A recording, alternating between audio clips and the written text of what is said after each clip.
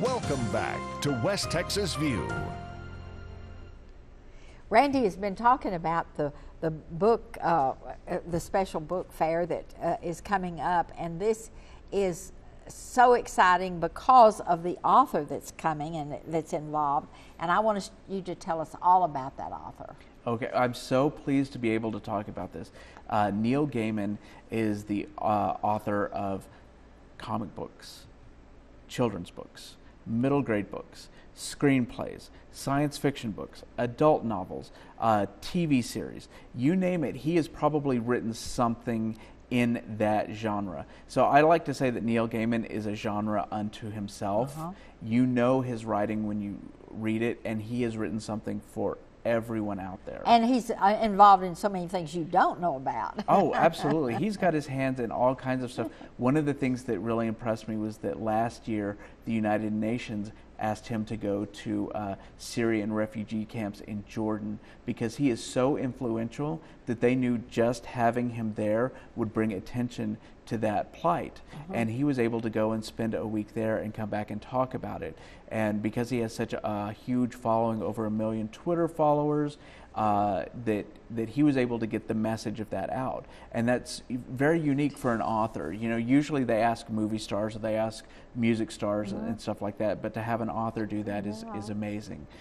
So he is really one of the biggest advocates of libraries and bookstores and reading I've ever seen. He gives commencement addresses to the major universities. He is on CNN talking about the importance of reading, the importance of imagination, the importance of libraries, the importance of bookstores, all of the things that are so close to my heart. So it was really amazing that we were able to bring him to West Texas. And so how did you? The short answer is that I asked. But I had to ask for 4 years before we found a hole in his schedule to get him here. And then we had to go and go after the funding, because he's not, you know, he has a speaker's fee just like anybody else does. But when I went to our community partners, everybody said, of course we want to bring him here. We want to expose the children to this, because he's written some amazing children's books. And to inspire other writers. Right, inspire other writers, inspire people to read, inspire people to go to the movies, you know, lend legitimacy to comic books. His comic books win awards. That's how good a writer he is. He is the only author to have ever won the Caldecott and the Newbery, which are the two children's literature awards, and he's the only author to do that. He's won Saturn Awards, he's won Hugo Awards, he's been nominated for countless other awards, and he also wrote a book called Coraline, which was made into an Academy Award nominated children's film. I know, I'm aware of that. It's fun. So Neil, one of the descriptions of him is he is a one-man story machine. Yes. Or a story engine or something like that. He absolutely is. His newest book, Trigger Warning, is a collection of short stories. And I'm not really a big short story fan. I want to read a book. But I've just devoured this. I've loved it. He writes short stories like nobody else can.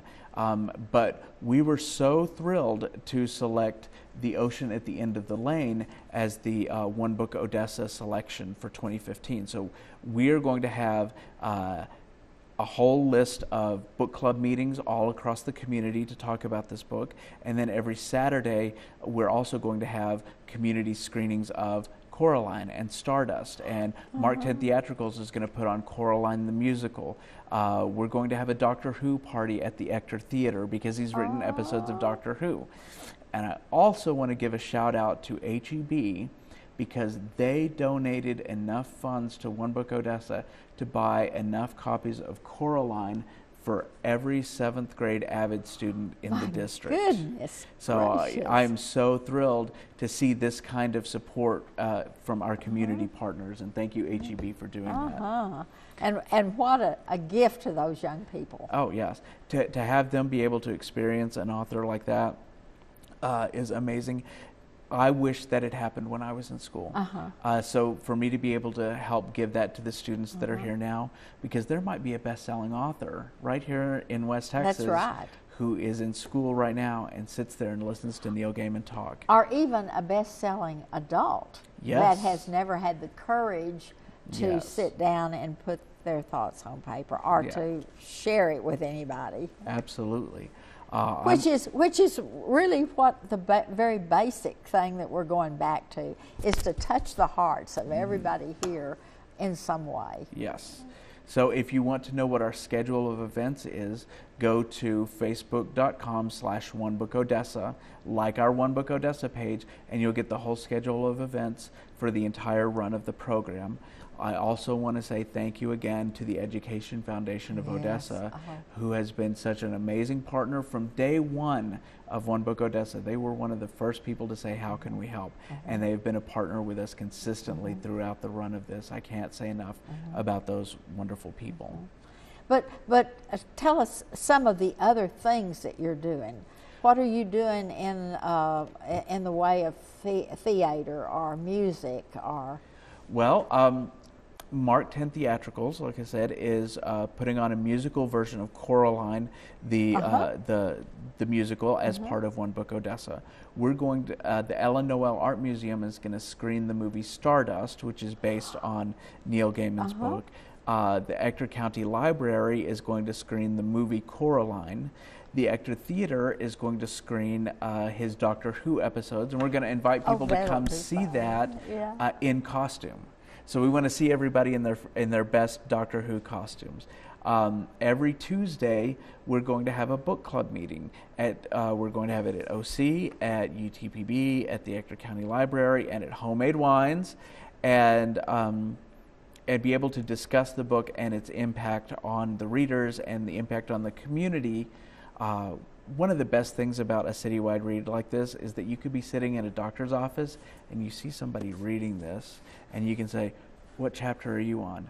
What did you think about that? And you all of a sudden engage a total stranger. You've made another friend. Right. And in this day of smartphones where everybody just sits there and does this on their phone, you don't engage the people that you're sharing a public space with. And we hope to help with that. With reading in a citywide read.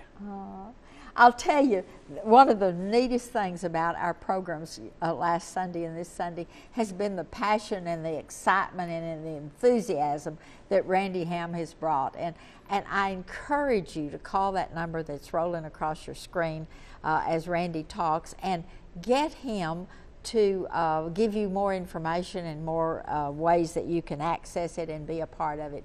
Thank you so much for joining us today, and we're so grateful for Randy and for his partners like HEB and the City Council and all the others, so that the whole Permian Basin is enriched and educated and has a new appreciation for for public art, for the theater, music. You have touched on everything. So thank you very much for coming. We'll see you next Sunday with another program. Thanks for joining us today. Thanks for joining us for News West 9's West Texas View with Johnny Lou Avery. This has been a public affairs presentation of KWAB-TV and KWES-TV.